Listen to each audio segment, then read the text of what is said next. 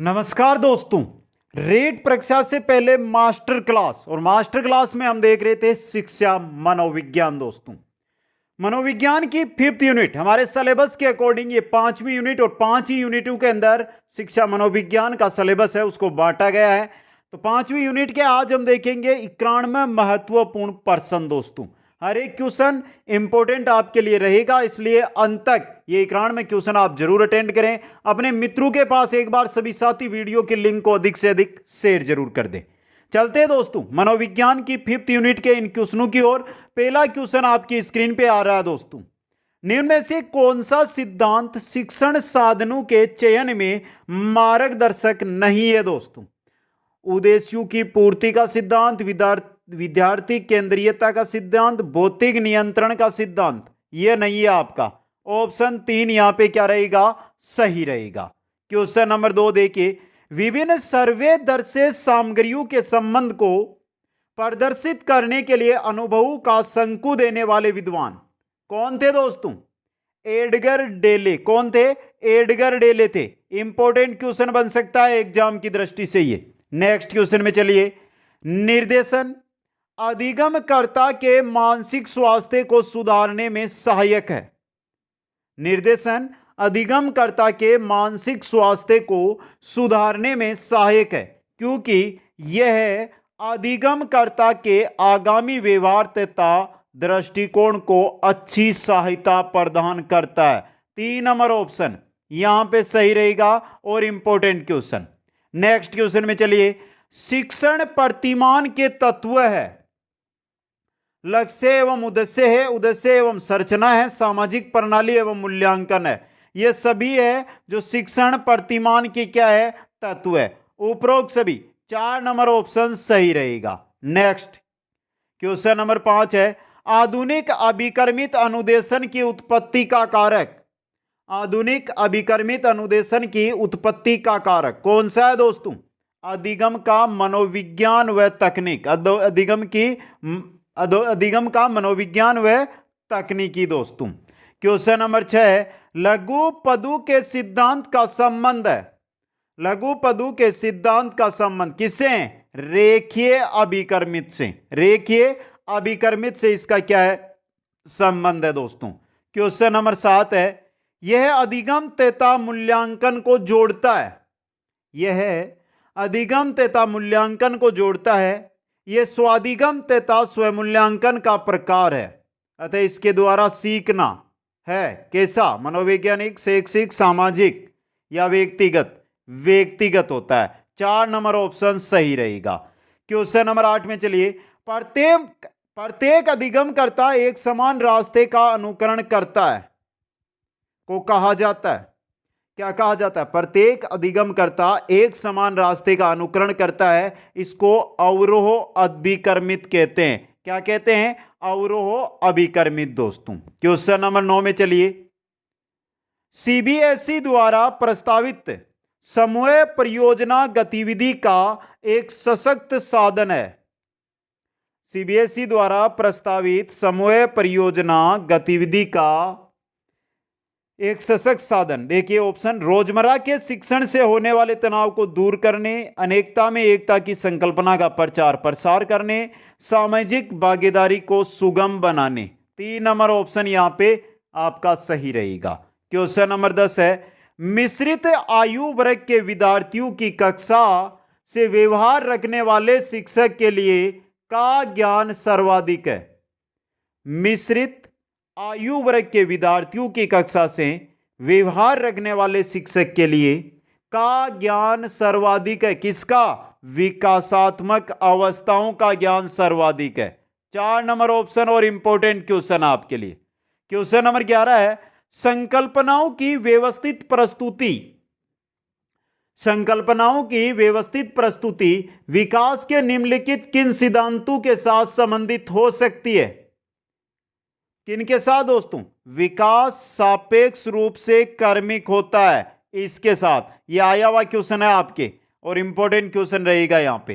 Question number 12 है, शिक्षकों को यह सलाह दी जाती है कि अपने विद्यार्थियों को सामूहिक गतिविधियों में शामिल करें क्योंकि सीखने को सुगम बनाने के अतिरिक्त ये रिक्त स्थान में भी सहायता करती है। तो सामूहिक गतिविधियां किस में सहायता करती है? समाजीकरण में। किस में सहायता करती है? समाजीकरण में सहायता करती है दोस्तों। क्वेश्चन नंबर 13 में चलिए। समावेशी शिक्षा उस विद्यालय शिक्षा व्यवस्था की ओर संकेत करती है। समावेशी शिक्षा उस विद्यालय शिक्षा व्यवस्था की ओर संकेत करती है। किसकी ओर? जो उनकी शारीरिक, बौद्धिक, सामाजिक, भाषिक एवं अन्य विभिन्न योग्यता स्थितियों को ध्यान में रखे बगैर सभी बच्चों को शामिल करती हो, उसे समावेशी शिक्षा कहते हैं। 4 नंबर ऑप्शन यहां पे सही रहेगा। क्वेश्चन नंबर 14, बाल केंद्रित शिक्षा का समर्थन निम्नलिखित में से किस विचारक द्वारा किया गया? बाल केंद्रित शिक्षा का समर्थन किसके द्वारा किया गया? Erikson, Darwin, Skinner, John Dewey के द्वारा। किसके द्वारा? जॉन ड्यूवी के द्वारा दोस्तों। क्वेश्चन नंबर 15 है, एकल अभिभावक वाले बच्चे को पढ़ाते समय शिक्षक को, एकल अभिभावक वाले बच्चे को पढ़ाते समय शिक्षक को इस तथ्य को अनदेखा करना चाहिए और ऐसे बच्चे के साथ अन्य बच्चों के समान व्यवहार करना चाहिए। ऑप्शन यहां पे 2 आपका सही रहेगा और इंपॉर्टेंट क्वेश्चन है। क्वेश्चन नंबर 16 देखिए। क्वेश्चन नंबर 16 है, विज्ञान एवं कला प्रदर्शनियां, संगीत एवं नृत्य प्रस्तुतियां तथा विद्यालय पत्रिका निकालना रिक्त स्थान के लिए। किसके लिए? शिक्षार्थियों को सृजनात्मक मार्ग उपलब्ध कराने के लिए। ऑप्शन यहां पे 1 आपका सही रहेगा। क्वेश्चन नंबर 17 है, एक विद्यार्थी अपने समकक्ष व्यक्तियों के समूह के प्रति आक्रामक व्यवहार करता है और विद्यालय के मानदंडों को नहीं मानता। इस विद्यार्थी को रिक्त स्थान में सहायता की आवश्यकता है। किसमें? भावात्मक क्षेत्र में। किसमें सहायता की आवश्यकता है? भावात्मक क्षेत्र में सहायता की आवश्यकता है। क्वेश्चन नंबर 18, शिक्षकों को अपने विद्यार्थियों की त्रुटियों का अध्ययन करना चाहिए क्योंकि वे प्राय की ओर संकेत करते हैं। किसकी ओर? आवश्यक उपचारात्मक युक्तियों की ओर। आवश्यक उपचारात्मक युक्तियों की ओर संकेत करती है दोस्तों। कौन? त्रुटियां दोस्तों। नेक्स्ट क्वेश्चन, क्वेश्चन नंबर 19 है, निम्नलिखित में से रिक्त स्थान के अतिरिक्त सभी वातावरणीय कारक विकास को आकार देते हैं। निम्नलिखित में से रिक्त स्थान के अतिरिक्त सभी वातावरणीय कारक विकास को आकार देते हैं। पौष्टिकता की गुणवत्ता, संस्कृति, शिक्षा की गुणात्मकता, शारीरिक गठन।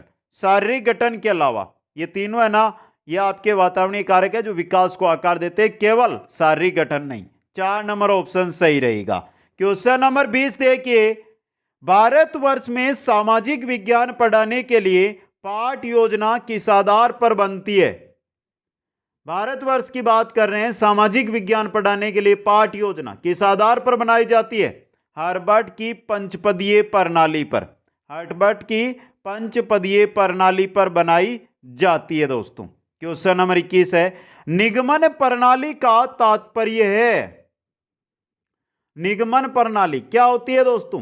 पहले नियम बाद में उदाहरण या व्याख्या। तो पहले नियम बताना फिर उसकी व्याख्या करना, यही निगमन प्रणाली होती है आपकी। क्वेश्चन नंबर 22 है, स्मिथ ने शिक्षण की त्रिध्रुवी प्रक्रिया में कार्यवाहक माना है। किसको? अभिभावक, शिक्षक, शिक्षार्थी या पाठ्यक्रम? कार्यवाहक किसको माना? शिक्षक को। किसको माना? शिक्षक को माना स्मिथ ने। क्वेश्चन नंबर 23 है, पाठ्यक्रम निम्नलिखित में से शिक्षण के कौन से चर में आता है? पाठ्यक्रम निम्नलिखित में से शिक्षण के कौन से चर के अंदर आता है? मध्यस्थ चर में। किस में आता है? मध्यस्थ चर में आता है। क्वेश्चन नंबर 24 देखिए, राष्ट्रीय पाठ्यक्रम रूपरेखा 2005 में शांति शिक्षा को बढ़ावा देने के लिए कुछ क्रियाओं की अनुशंसा की गई। पाठ्यक्रम रूपरेखा में निम्नलिखित में से किसे सूचीबद्ध किया गया है? पहला देखिए, महिलाओं के प्रति आदर एवं जिम्मेदारी का दृष्टिकोण विकसित करने के लिए कार्यक्रम आयोजित किए जाए। पहला ही ऑप्शन सही रहेगा यहां पे। क्वेश्चन नंबर 25 है, राष्ट्रीय पाठ्यचर्या की रूपरेखा 2005 में बहुभाषिक को एक संसाधन के रूप में समर्थन दिया गया है, क्योंकि यह एक तरीका है जिसमें प्रत्येक बालक सुरक्षित महसूस करे, भाषागत पृष्ठभूमि के कारण कोई भी बालक पीछे न छूटे, यह बालकों को अपने विश्वास के लिए प्रोत्साहन देगा। तो इनमें से सभी ऑप्शन 4 सही रहेगा। यहां पे क्वेश्चन नंबर 26 है, विद्यालय आधारित आकलन मुख्य रूप से किस सिद्धांत पर आधारित होता है? विद्यालय आधारित आकलन मुख्य रूप से बाह्य परीक्षकों की अपेक्षा शिक्षक अपने शिक्षार्थियों की क्षमताओं को बेहतर जानते हैं, इस पर आधारित होता है, इस सिद्धांत पर। 2 नंबर ऑप्शन सही रहेगा। क्वेश्चन नंबर 27, योगात्मक मूल्यांकन का उद्देश्य क्या होता है? योगात्मक मूल्यांकन का उद्देश्य समय विशेष एवं विभिन्न कार्यों पर विद्यार्थी ने कितना अच्छा निष्पादित किया है का पता लगाना। यही योगात्मक मूल्यांकन का क्या होता है? उद्देश्य होता है दोस्तों। क्वेश्चन नंबर 28, निम्नलिखित में से कौन सा वस्तुनिष्ठ प्रश्न है? निबंधात्मक, लघुत्तरात्मक, मुक्त अंत वाला, सत्य असत्य? तो वस्तुनिष्ठ प्रश्न है यहां पे सत्य या असत्य वाला। क्वेश्चन नंबर 29 है, सृजनात्मकता का विकास करने में कौन सा सहायक नहीं है? कविता पूरी करना, चित्र पर आधारित, मौखिक अथवा लिखित वर्णन, प्रश्नों के उत्तर लिखना और अधूरी कहानी पूरी करना। यह सहायक नहीं है। प्रश्नों के उत्तर लिखना यह सृजनात्मकता विकास नहीं करता है। आगे चलिए क्वेश्चन नंबर 30, वे पर्सन जिनके उत्तर हेतु हाँ नहीं में से एक का चयन करना हो उन्हें वर्गीकृत किया जा सकता है किसमें? हाँ या ना वाले वस्तुनिष्ठ पर्सन होते हैं। कैसे होते हैं? वस्तुनिष्ठ पर्सन होते हैं ये।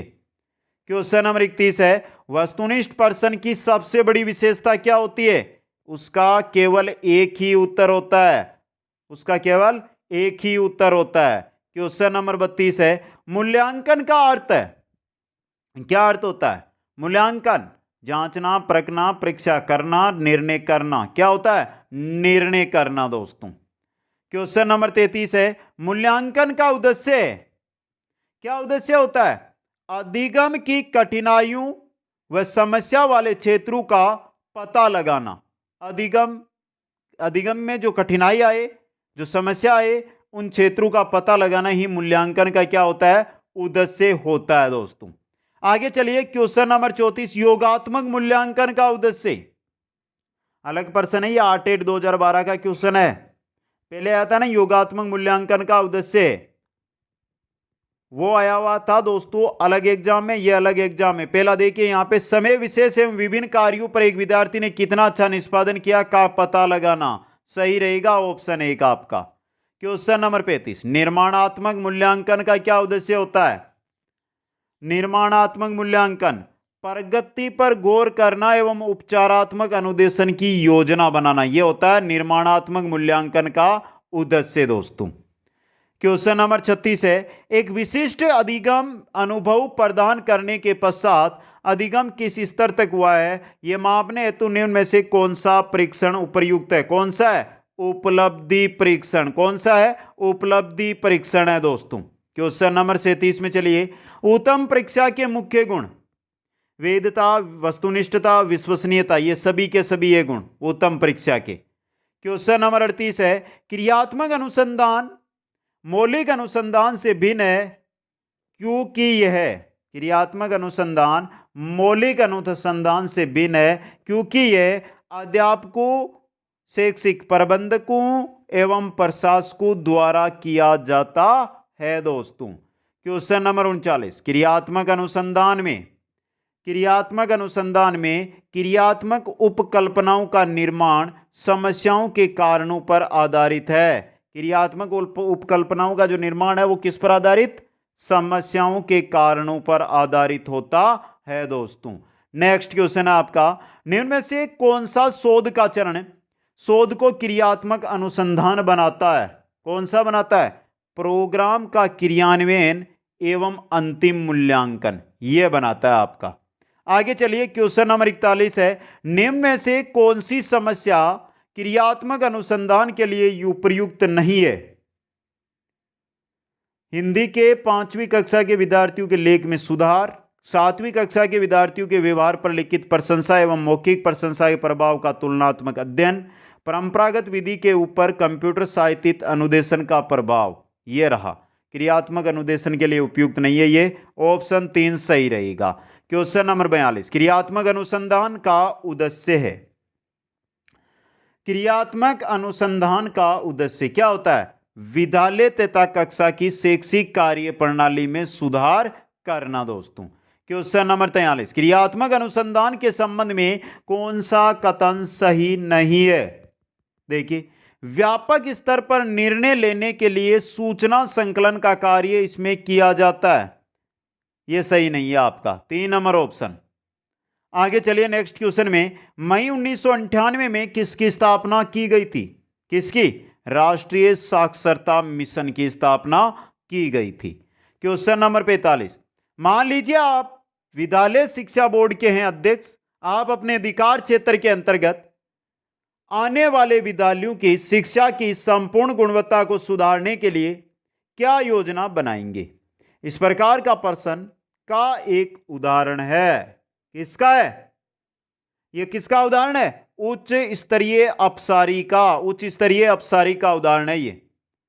क्वेश्चन नंबर 46 है, सीबीएसई द्वारा प्रस्तावित समूह परियोजना गतिविधि का एक सशक्त साधन है। किसका है? सामाजिक भागीदारी को सुगम बनाने का। ऑप्शन 3 यहां पे सही रहेगा। नेक्स्ट क्वेश्चन नंबर 47 है, निःशुल्क एवं अनिवार्य शिक्षा का अधिकार 2009 में अनिवार्य शब्द का अर्थ है। अनिवार्य शब्द का क्या अर्थ होता है? उचित सरकारें दाखिले उपस्थिति और प्रारंभिक शिक्षा की पूर्णता को सुनिश्चित करेगी। ऑप्शन यहां पे 2 सही रहेगा दोस्तों। आगे चलिए क्वेश्चन नंबर 48, शिक्षा का अधिकार अधिनियम 2009 के क्रियान्वयन के बाद कक्षा कक्ष क्या हुए हैं? आयु के अनुसार अधिक समजातीय, आयु के अनुसार अधिक समजातीय हुए हैं। नेक्स्ट क्वेश्चन नंबर 49 है, निःशुल्क एवं अनिवार्य शिक्षा का अधिकार 2009 के अंतर्गत किसी भी अध्यापक को निम्न में से किस कार्य के लिए नहीं लगाया जा सकता? किस कार्य के लिए दोस्तों? किसी भी अध्यापक को 10 वर्ष 50 होने वाली जनगणना में, आपदा राहत कार्य में, चुनाव संबंधी कार्य में, प्लस पोलियो कार्यक्रम में नहीं लगाया जा सकता, बाकी में लगाया जा सकता है। आगे चलते हैं क्वेश्चन 50 में, शिक्षा का अधिकार संविधान संशोधन के द्वारा किस वर्ष में समवर्ती सूची में डाला गया? समवर्ती सूची में डाला गया था 1976 के अंदर। कब? 1976 के अंदर। क्वेश्चन नंबर 51 है, नामांकन बढ़ाने, उनकी उपस्थिति बनाए रखने एवं बच्चों को पोषण स्तर सुधारने हेतु प्राथमिक शिक्षा के लिए राष्ट्रीय पोषण सहयोग कार्यक्रम मध्याह्न भोजन योजना कब शुरू की गई? ये योजना शुरू की गई थी 26 जनवरी 2008 को, 26 जनवरी 2008 को दोस्तों।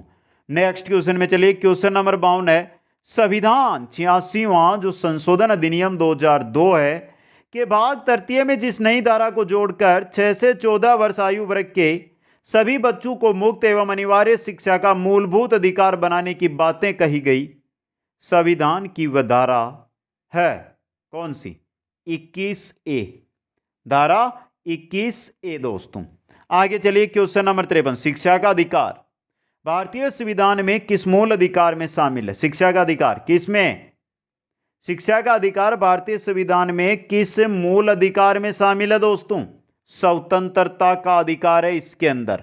नेक्स्ट क्वेश्चन में, प्राथमिक स्तर पर शिक्षक के न्यूनतम कार्य दिवस, प्राथमिक स्तर पर न्यूनतम वार्षिक कार्य दिवस होते हैं 200 दिन दोस्तों। कितने? 200 दिन। नेक्स्ट क्वेश्चन है, प्राथमिक स्तर पर शैक्षणिक घंटे, प्राथमिक स्तर पर शैक्षणिक घंटे कितने? 200 तो है दिन और 800 है शैक्षणिक घंटे। कितने हैं? 800 शैक्षणिक घंटे एक शिक्षक के लिए। क्वेश्चन नंबर 56 है, निजी स्कूलों में गरीब बच्चों के लिए सीटें आरक्षित है कितने प्रतिशत? 25%। 25% सीटें हैं जो निजी स्कूलों के अंदर गरीब बच्चों के लिए आरक्षित है दोस्तों। नेक्स्ट क्वेश्चन है, निम्न कक्षाओं में शिक्षण की खेल पद्धति मूल रूप से आधारित है किस पर? विकास एवं वृद्धि के मनोवैज्ञानिक सिद्धांतों पर, विकास एवं वृद्धि के मनोवैज्ञानिक सिद्धांतों पर आधारित है दोस्तों। क्वेश्चन नंबर 58 है, शिक्षण प्रभावी हो जाता है, शिक्षण प्रभावी हो जाता है यदि छात्र केंद्रित अनुदेशन और अंतःक्रियात्मक विधियों का उपयोग किया जाए। शिक्षण प्रभावी हो जाता है यदि छात्र केंद्रित अनुदेशन और अंतःक्रियात्मक विधियों का उपयोग किया जाए दोस्तों। क्वेश्चन 59, आपके द्वारा पूछे गए प्रश्न का विद्यार्थी गलत उत्तर देता है तो आप करेंगे क्या?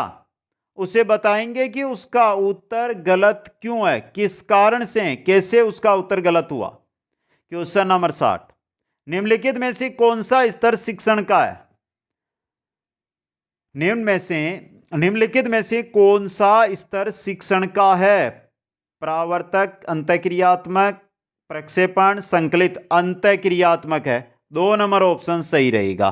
क्वेश्चन नंबर 61 देखिए, शिक्षकों की भूमिका है, शिक्षकों की भूमिका ज्ञान का संप्रेषण करना, छात्रों को अनुशासन में रखना, छात्र केंद्रित क्रिया आधारित अंतःक्रियात्मक अधिगम का सृजन करना, यह शिक्षकों की भूमिका है। ऑप्शन 4 सही रहेगा। क्वेश्चन नंबर 62, बहुग्रेड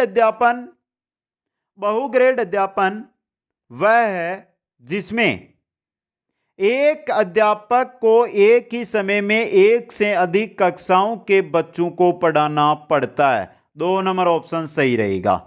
नेक्स्ट क्वेश्चन है आपका, मौखिक मार्गदर्शन कम प्रभावी है, मौखिक मार्गदर्शन कम प्रभावी है, प्रत्यु के को शिक्षण में, कौशल के शिक्षण में कम प्रभावी होता है ये। 2 नंबर ऑप्शन सही रहेगा।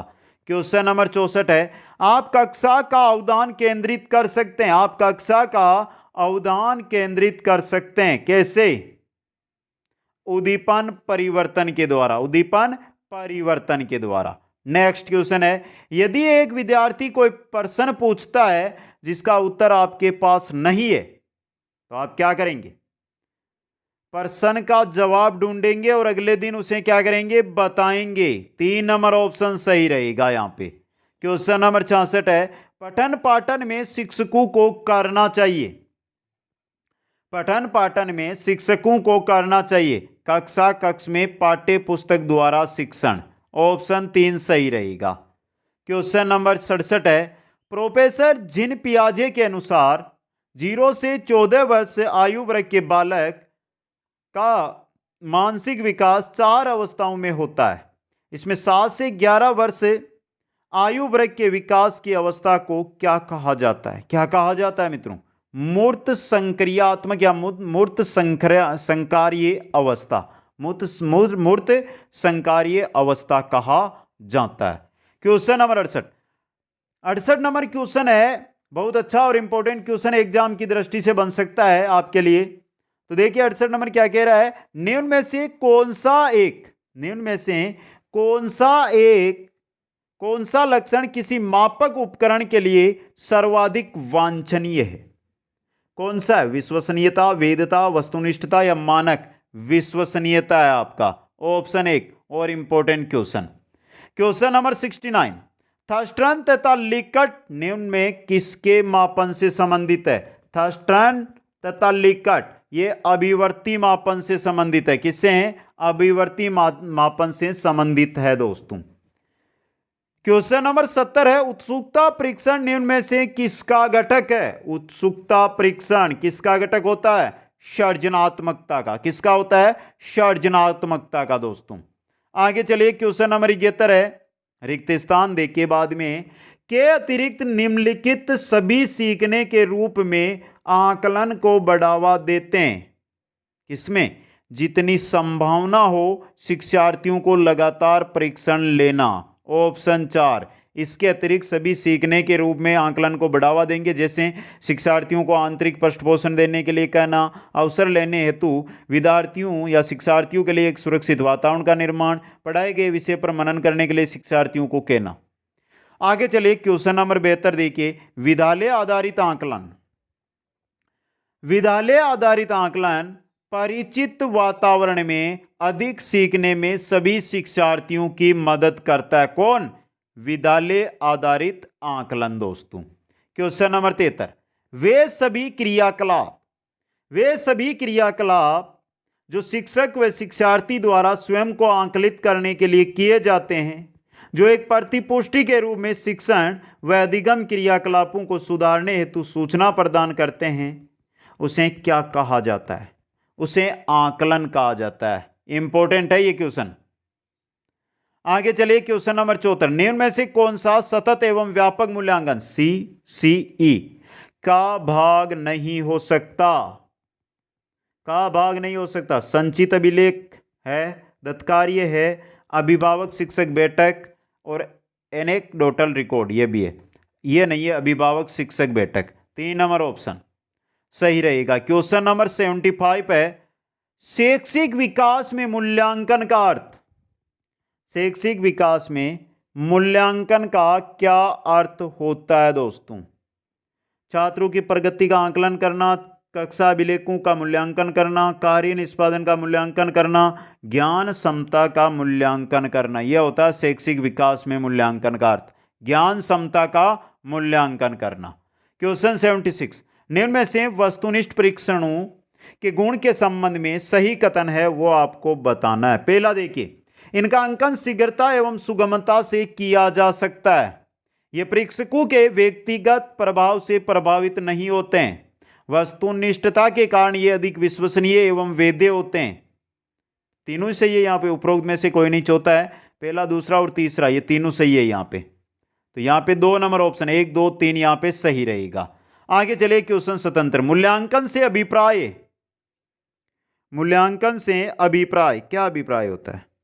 मूल्यांकन छात्रों के अधिगम की सफलता व असफलता का अध्ययन करना, यह होता है मूल्यांकन से अभिप्राय।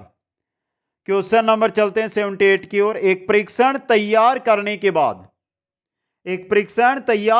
बाद एक शिक्षक प्राप्त अंकों की निरंतरता को जांचने के लिए एक ही आयु वर्ग के बच्चों पर प्रशासित करता है। वह निम्न को जांचना चाह रहा है, किसको? वैधता नहीं, विश्वसनीयता को जांचना चाह रहा है। किसको? विश्वसनीयता को। क्वेश्चन 79 है, परीक्षा में विद्यार्थियों से किस प्रकार के प्रश्न पूछने चाहिए? परीक्षा में विद्यार्थियों से किस प्रकार के प्रश्न पूछने चाहिए? समझ एवं अनुप्रयोग आधारित प्रश्न, समझ एवं अनुप्रयोग आधारित प्रश्न। क्वेश्चन 80, सतत एवं व्यापक मूल्यांकन से तात्पर्य है। सतत और व्यापक मूल्यांकन सीखने की प्रक्रिया के दौरान शैक्षिक व सह एवं शैक्षिक क्षेत्रों का नियमित रूप से आकलन करना, सतत एवं व्यापक मूल्यांकन से तात्पर्य है। ऑप्शन 2 यहां पे सही रहेगा। क्वेश्चन नंबर 81, मूल्यांकन प्रक्रिया के 3 महत्वपूर्ण बिंदु। मूल्यांकन प्रक्रिया के 3 महत्वपूर्ण बिंदु है, वो कौन से हैं?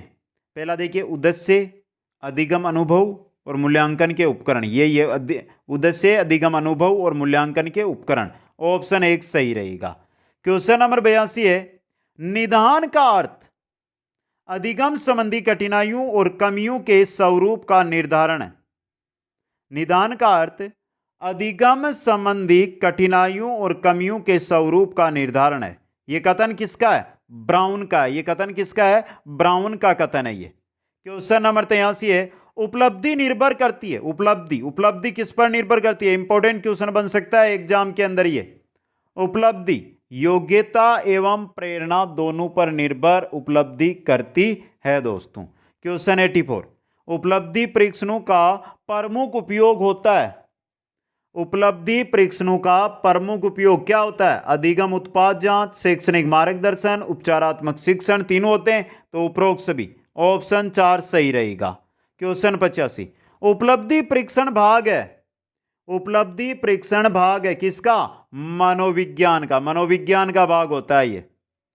क्वेश्चन 86 है, निम्न में से कौन सा बच्चों हेतु वेसलर बुद्धि मापनी की एक निष्पादन मापनी है? बच्चों हेतु वेसलर बुद्धि मापनी की एक निष्पादन मापनी अंकगणितीय, सादृश्यता या समानता, शाब्दिक तर्क, चित्रपूर्ति है। 4 नंबर ऑप्शन सही रहेगा। क्वेश्चन 87 है, उपलब्धि परीक्षणों का प्रमुख उपयोग होना चाहिए। उपलब्धि परीक्षणों का प्रमुख उपयोग शिक्षण कार्य कमी मूल्यांकन में, छात्रों के मूल्यांकन में। उपलब्धि परीक्षणों का प्रमुख उपयोग छात्रों के मूल्यांकन में होना चाहिए। क्वेश्चन 88, मानकीकृत परीक्षण का अर्थ। मानकीकृत परीक्षण का अर्थ क्या होता है? विश्वसनीयता, वैधता, मानक, उपयुक्त सभी होते हैं। 4 नंबर ऑप्शन। क्वेश्चन 89 में चलिए, निम्न में से शैक्षिक मनोविज्ञान का क्षेत्र नहीं है। खेलों का प्रशिक्षण यही नहीं है। शैक्षिक मनोविज्ञान मापन तथा मूल्यांकन है, सीखने की प्रक्रिया है, पाठ्यक्रम निर्माण है। तो ऑप्शन 1 यहां पे सही रहेगा। क्वेश्चन नंबर 90, निम्नलिखित में से किस प्रकार के प्रश्नों का मूल्यांकन करते समय वस्तुनिष्ठता बनाए रखना कठिन है? वस्तुनिष्ठता कैसे प्रश्नों में नहीं होती है?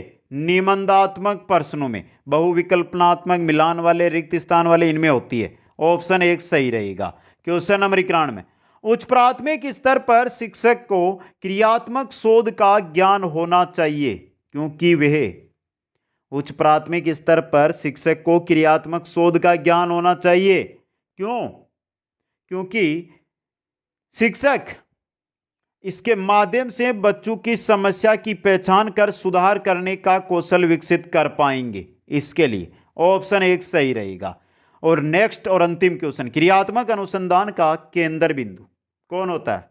संदर्भगत समयबद्ध होता है। केंद्र बिंदु संदर्भगत समयबद्ध होता है। यह क्वेश्चन भी आया हुआ है आपका, इंपॉर्टेंट क्वेश्चन है ये भी। तो ये थे 92 क्वेश्चन यूनिट 5 शिक्षा मनोविज्ञान की, जिससे रिलेटेड। एक बार कमेंट करके बता दें सभी साथी, ये 92 क्वेश्चन आपको कैसे लगे। अगर अच्छे लगे तो लाइक, शेयर, और जो नए साथी जुड़े हैं वो चैनल को सब्सक्राइब करें। आप सभी को बहुत बहुत धन्यवाद। जय हिंद, जय भारत।